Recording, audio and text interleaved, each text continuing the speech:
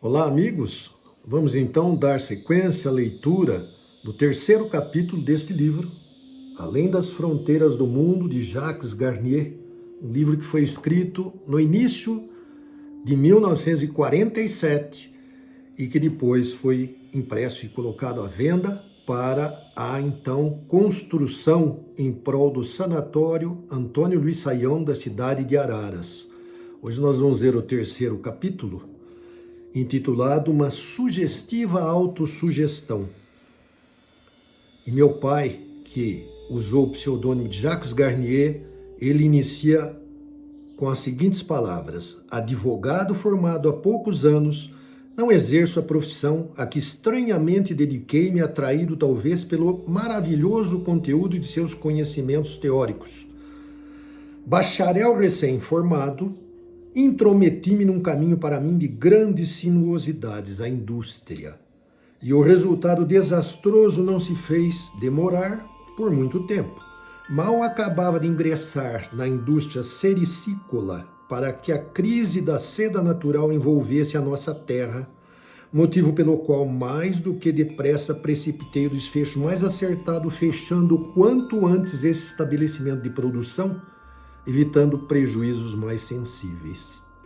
Nova tentativa posterior nesse sentido, muito embora o entusiasmo inicial não fosse dos menores, chegou a termo em idênticas condições que da primeira iniciativa. Eu me lembro que ele comentou que ele iniciou nessa época uma indústria de cadeira de palhinha que estava muito em voga na época, naquele tempo. Foi mais ou menos por essa época que subitamente decidi ir a São Paulo com o fito de encaixar-me em qualquer setor do professorado ginasiano ou normalista.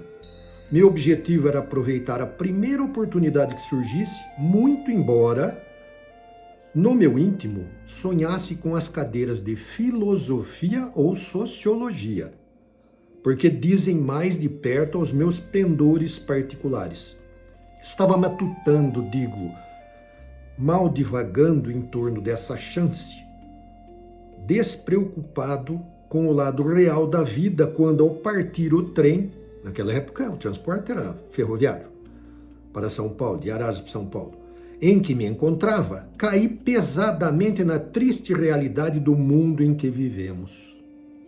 Não restava a menor dúvida de que para mim seria uma grande oportunidade encontrar essa vantajosa solução para o meu caso. Mas, e foi aí que hesitei pela primeira vez ao decidir essa certeira tentativa. Fitando a mim próprio num olhar de sincera introspecção, verifiquei na mais sentida melancolia que, a despeito da minha idade já madura, ele, na época, não contava 30 anos. Só que nós estamos falando de 1947, onde a maturidade era diferente de hoje. Ainda me deixava arrebatar por impulsos infantis. Pensando comigo mesmo, acrescentei para mim próprio, através do pensamento, na mais sombria interrogativa que naquele momento me envolvia triste. Mas falar com quem? Um pensamento firme, sem qualquer hesitação, pareceu acolher o meu chamado, como se ao meu redor alguém mais me observasse. Fala com o deputado José Romeiro Pereira, JRP, e ele te ajudará. Aconselhou-me o pensamento estranho que pela primeira vez me assaltava, penetrando no mais íntimo de mim mesmo.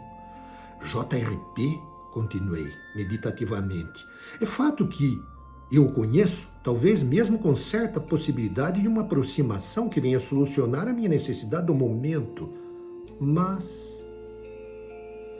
E um outro mas apareceu como complemento necessário do que eu antecedera ainda há pouco. JRP é atualmente um deputado, e essas pessoas, quando chegam a ocupar cargos dessa envergadura, não se lembram de ninguém. Acrescentei, portanto, ao pensamento amigo: como poderei ter a certeza de que JRP atenderá um de seus inúmeros alunos, já que de há muitos anos que se passaram, ele me conhecerá? Nem sequer me receberá. Receberá sim. Fala com ele, replicou alguém com a mesma firmeza anterior, deixando-me já pela segunda vez a suspeita incrível de que alguém me acompanhava e interferia no mecanismo particular do meu sistema psíquico. Quem seria o autor dessa aproximação oculta foi o que mais me preocupou nesse momento. Desejava agora não mais exclusivamente o cargo idealizado em cogitações anteriores, mas a certeza de que alguém, fosse quem fosse, intrometia-se com tanta oportunidade na fonte das minhas ideias, respondendo com extrema precisão as perguntas que a mim próprio eu formulava. Ingênua e inocentemente fitei de início os companheiros de viagem, desconfiado de que alguém deles estivesse acompanhando as cogitações particulares a que me permitia considerar em meu mundo secreto. Impossível, verifiquei logo, que alguém, por mais hábil que fosse, pudesse à distância interferir com tanta precisão na organização psíquica de quem quer que seja nesse mundo, pelo menos da maneira como eu me parecia estar acontecendo naqueles curiosos momentos de viagem. Incerto ainda, pretendendo provocar as minhas próprias emoções, acrescentei, permanecendo na espreita: estará JRP hoje no Palácio da Assembleia Legislativa? Estará, confirmou de novo a voz inaudível que se intrometia pelo pensamento adentro, confundindo-me no emaranhado complexo de minha própria inteligência. Vai a ele, que ele te receberá. Mas ele me reconhecerá? Continuei obstinado na minha incredulidade, já em parte discutindo com o pensamento que julgava ser o meu, mas que também já me inclinava a obedecer, dadas as características especiais da sua apresentação inconfundível. Sim, respondeu-me laconicamente o pensamento amigo, entusiasmado.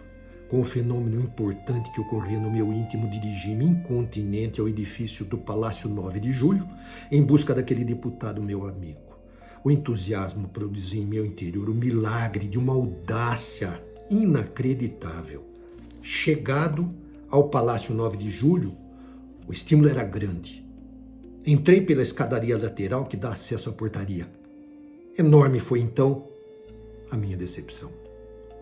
O que eu presenciava naquele instante fez-me de chofre voltar de novo ao mundo das realidades objetivas.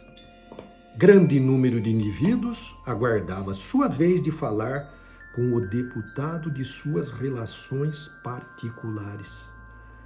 Enchendo a papeleta, escrevi: J. Garnier deseja falar com o deputado JRP. E como os demais, eu me propus a aguardar a minha vez. Quando de súbito, questão de 2 ou 3 minutos, JRP apareceu na porta de entrada, perguntando ao porteiro ao meu respeito. Radiante de alegria, novas esperanças me invadiram, principalmente no momento em que JRP, ao se referir ao senhor secretário de Educação, acrescentou: FBF é meu amigo íntimo. Dentro de alguns minutos, ao encerrarem seus trabalhos da Assembleia, eu o levarei à secretaria e você terá a oportunidade de ser recebido e apresentado à FBF. Realmente, às 6h da tarde, fui conduzido em companhia de JRP à Secretaria de Educação, onde fui introduzido ao gabinete de FBF, então titular daquela pasta. Em meio da maior cortesia possível e com a máxima atenção, FBF prometeu-me um lugar no magistério oficial, uma vez que as minhas credenciais permitiam-me aquela investidura. Estaria dado o primeiro passo? Naquele momento, acreditei que sim. JRP havia sido para mim um verdadeiro amigo. Passaram-se, porém, os dias da semana e outras semanas se sucederam, sem que a imprensa do governo me trouxesse a surpresa desejada. Muitas vezes, tornei a realizar visitas aos intermediários dessa importante repartição do Estado, ficando de cada vez assentado que eu iria para uma localidade diferente. Já havia quase me esquecido do meu pensamento amigo que de início me ajudara, quando em meio de minhas desilusões ele surgiu de novo esclarecendo. Irás agora para Franca. Franca? Pensei eu. Nem sequer conhecia a sua localidade, a não ser de nome. Sim, respondeu-me a voz que falava no meu interior como das vezes que já nos referimos. Achava-me numa dessas tardes no salão de espera da secretaria, quando por camaradagem de um dos muitos funcionários fui de novo introduzido na antessala que conduz ao gabinete do secretário FBF.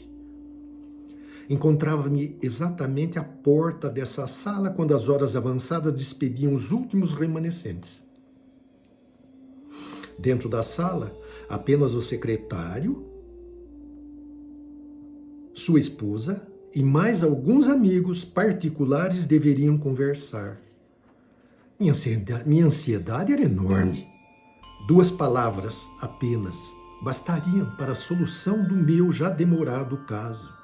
FBF, no entanto, parecia tão inacessível para mim. Estava então disposto a esperá-lo e a saltar essa oportunidade quando o pensamento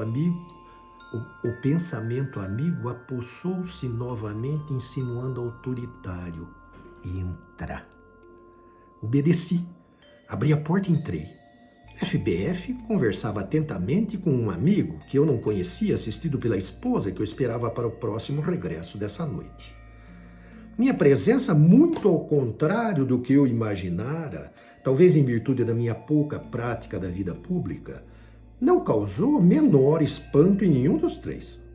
Apenas FBF, ao ouvir a minha exposição, pretendeu adiar sua entrevista para melhor oportunidade.